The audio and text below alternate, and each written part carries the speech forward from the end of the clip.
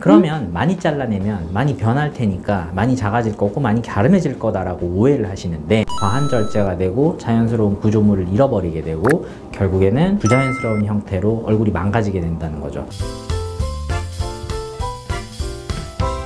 안녕하세요. 성형외과 전문의 황영석 원장입니다. 오늘은 안면윤곽 성형의 득과 실에 대해서 말씀을 좀 드려보려고 해요. 흔히들 안면윤곽 수술하고 나면 만족도가 되게 좋다고들 알고 계세요. 이게 몇 가지 이유들이 있는데, 동양인의 경우에는 서양인과 조금 다른 골격 구조를 갖고 있어서 얼굴뼈 같은 경우에, 서양인 같은 경우에는 좀 길고 이런 장두형 얼굴이라 그러죠. 이런 얼굴이 좀 많은 반면에 동양인 같은 경우에는 얼굴이 긴 형태보다는 동글동글하고 짧은 단두형 얼굴들이 많죠. 이렇기 때문에 서양 대비로 동양에서 안면윤곽 수술들이 좀 더 많이 시행이 되는 거고요. 근데 갸름해진 얼굴이라는 거는 정면에서 봤을 때 좁은 이런 형태를 얘기하는 건데, 이런 효과를 낼 수 있는 방법은 뭐 사실 몇 가지 방법들이 있기는 해요. 우리가 알고 있는 거, 안면윤곽 관련돼 있는 시술들, 흡입을 한다든지 아니면은 윤곽주사라 그러잖아요. 지방분해 주사 같은 걸 놔서 얼굴을 좁게 만드는 법이 있는데, 결론적으로는 뼈가 작아지지 않고서는 뼈 위에 놓여 있는 연조직을 줄이는 것만으로는 효과가 떨어질 수밖에 없다는 거예요. 그래서 이런 얼굴의 형태 자체를 개선해서 비율적인 부분에서 완성도를 높일 수 있는 수술이 안면윤곽 수술이기 때문에 안면윤곽 수술 후에 만족도가 상당히 좋은 거예요. 여기서 이제 착각하시면 안 되는 게 뭐냐면, 그러면 많이 잘라내면 많이 변할 테니까 많이 작아질 거고 많이 갸름해질 거다라고 오해를 하시는데, 제가 늘상 강조하는 포인트 있죠. 우리 몸에 있어야 될 구조물들, 이게 사라지는 형태로 과하게 절제가 되거나 수술이 되고 나면 부자연스러워지면 그게 결국에는 문제를 일으킨다는 거. 그러니까 예뻐지려고 하다가 이상해지는 거죠. 그러니까 그런 일이 안 생기게 하려면 강조하는 거, 사각턱의 각, 이거는 어떻게든지 바깥에서 살리는 형태로 수술이 진행되어야 된다는 점 명심하셨으면 좋겠습니다. 그러면 우리가 안면윤곽 수술 후에 얻을 수 있는 이득이 되는 부분은 어떤 부분이 있을까요? 일단 얼굴 자체가 갸름해져서 비율적으로 봤을 때 형태가 예뻐지게 되면은 자신감이 생기겠죠. 그 다음에 상대적으로 눈, 코, 입이 작아진 얼굴 대비로 커져 보이기 때문에 이목구비가 뚜렷해진다는 점에서 예뻐질 수 있는 가능성이 분명히 있는 거고요.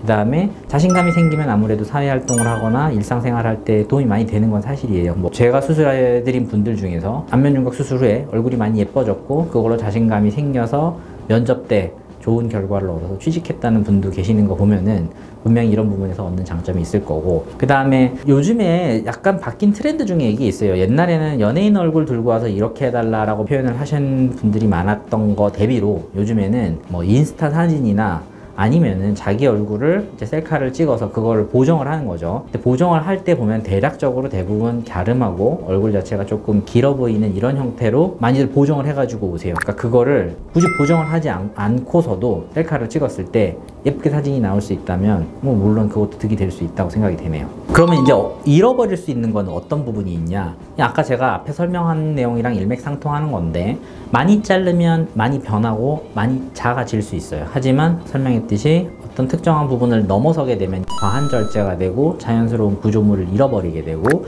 결국에는 부자연스러운 형태로 얼굴이 망가지게 된다는 거죠. 그러니까 그런 부분에서 잃어버릴 수 있는 포인트가 될 수 있는 부분을 명확히 알고 계셔야, 그래야 추후에 발생할 수 있는 문제, 하다못해 이런 수술이 잘못되고 나면은 재건 수술을 해야 되는 경우까지 생기기 때문에 그런 부분을 미연에 방지할 수 있다는 점을 알고 계셨으면 좋겠고, 이런 부분을 충분히 고려해서 수술의 계획을 세워야 된다는 점도 아셔야 될 것 같아요. 그러면 우리가 안면윤곽 수술을 하고 나서 이렇게 만족도가 높은 수술이라고 제가 말씀을 드렸잖아요. 그러면 이 만족도가 떨어지는 거를 어떻게 우리가 생각을 하고 대응을 해야 되는지, 이런 부분에서 제가 말씀드리고 싶은 부분이 있는데, 뼈로 줄일 수 있는 것도 한계가 있어요. 특히나 이제 얼굴에 살이 많거나 뭐 살집이 있는 경우죠. 이럴 때는 제가 뼈를 아무리 많이 작게 예쁘게 잘 다듬어 놔도 바깥으로 표현되는 거에 한계가 있을 수 있거든요.